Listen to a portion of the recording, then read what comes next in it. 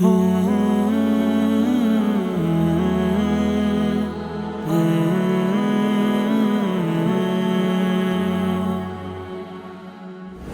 الله الرحمن الرحيم.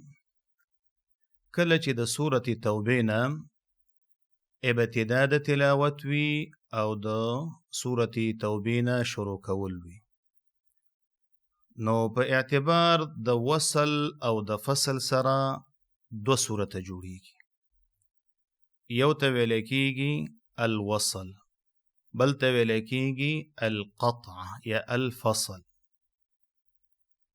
وصل په مابین د دو شیانو کې یو اعوذ بالله دا او بل د صورت سر دی، ځکه د سورت توبې په ابتدا کې بسم الله نشته دی، نو ځکه موږ هم پکې بسم الله دلته نه لولو. نو په اعتبار د وصل د فصل سره دو صورته شو، قطع او بل وصل. قطع کیفیت د شانته دی، یعنی اعوذ بالله به ووې وقف به وکړي او بیا د هغې نه وروسته به د صورت شروع کړي. او وصل معنا دا چې اعوذ بالله او بسم الله یو ځای کې دواړه په یوه ساه ووې. عملی کیفیت د شانته دی، اعوذ بالله من الشیطان الرجیم، دا فصل شو، دلته به وقف وکړي. یا قطع شوه، براءة من الله ورسوله إلى الذين عاهدتم من المشركين،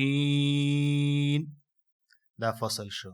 وصل چې دی اعوذ بالله او سورت به یو ځای کې بسم الله پکې نشته دی. عملی کیفیت د شانته دی، أعوذ بالله من الشيطان الرجيم براءة من الله ورسوله. اوس دلته سوال دا پیدا کیږي چې په دې سورة توبه کې یا په سورة براءت کې دا بسم الله د نه ویلو څه حکمتونه دي؟ اول منګه دلته بسم الله نه وایو، پس غوره وجه خدا ده چې رب العالمین بس په دې صورت کې نه ده نازله کړې، د بس ځکه نه وایو، او په نورو صورتو کې ورسره نازله کړې ده، ځکه هلته بسم الله وایو. او بله وجه چې علماو ذکر کړې ده چې په دې صورت کې په صورت توبه کې مسله چې ده هغه د توري او د قتال فی سبیل الله ده، او په بسم الله کې چې دی هغه امان دی، او په توره کې امان نشته دی، ځکه دا صورت چې ته ګورې ټوله موضوع چې د الجهاد فی سبیل الله او قتال د مشرکینو سره دی.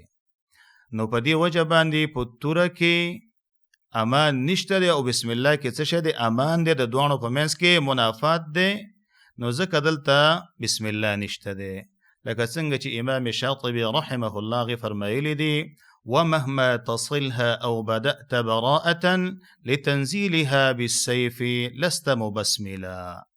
وکله چې ته وصل کې دا سورة توبه او سورة انفال، یعنی اخر د سورة انفال د سورة توبه سره څه شی کې ته وصل کې، او بدأت براءة یا ته شروع کې د سورة توبه نه یعنی ته بسم الله نوې، ولی لتنزیلها بالسیف، ځکه چې دا صورت چې نازل شوی دی په څه مسله باندې؟ د تورې په مسله باندې.